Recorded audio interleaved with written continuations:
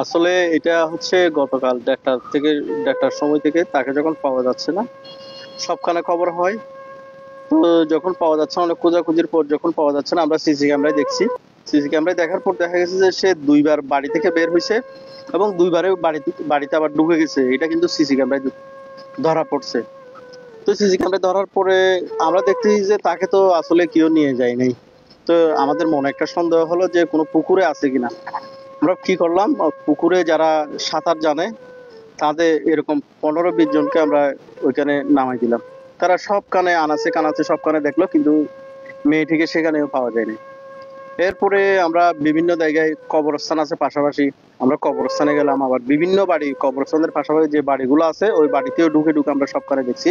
এবং অনেককে, যে ইঞ্জিনিয়ার মামুন যার মেয়ে, যে সে যার বাড়িতে ফরিদের বাড়িতে থাকতো, তার বাড়িতেও লোক পাঠাইছি, সবখানে ঢুকছে, কিন্তু একটা কক্ষে নাকি ঢুকতে দেয় না। এটা আমরা আজকে দুপুরের দিকে শুনছি। তো দেখা গেছে যে আমরা পুরো রাত আমরা ঘুমাই নাই, সবখানে দেখছি তার বাবা সহ।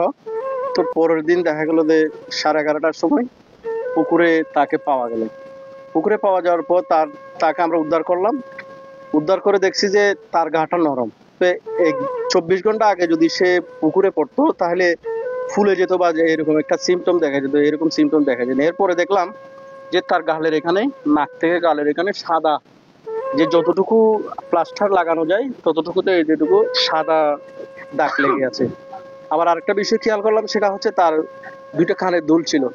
এই কানের দুল 2টাও নাই, আবার একটা স্বাভাবিকলি নিয়ে ফেলছে। বাম পাশের যে কানের দুলটা ছিল, ওই কানের দুলটা কিন্তু এখানে কানের লতি অর্ধেক ছিঁড়ে ফেলছে, অর্ধেক ছিঁড়ে নিয়ে ফেলছে। এরপরে আমরা এটা নিশ্চিত হলাম যে তাকে আসলে হত্যা করা হয়েছে।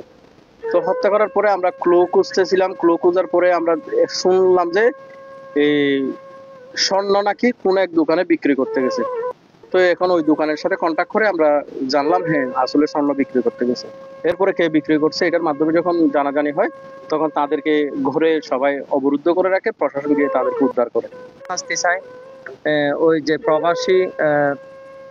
প্রবাসী মালিকের ছেলে এই হত্যাকাণ্ডটি ঘটিয়েছে। আহ, তারপর তার মাও সঙ্গে জড়িত ছিল আমার ধারণা মতে। ওনার পরিমাণ 2 আনা, ছোট ছোট ঝুমকাওয়ালা আর কি, 2টা। কি বলবো, প্রশাসন যেভাবে করে, এ দেশে তো আইন বলতে কিছু নেই। কয়েকদিন পর জামিনের মধ্যে বেঁধে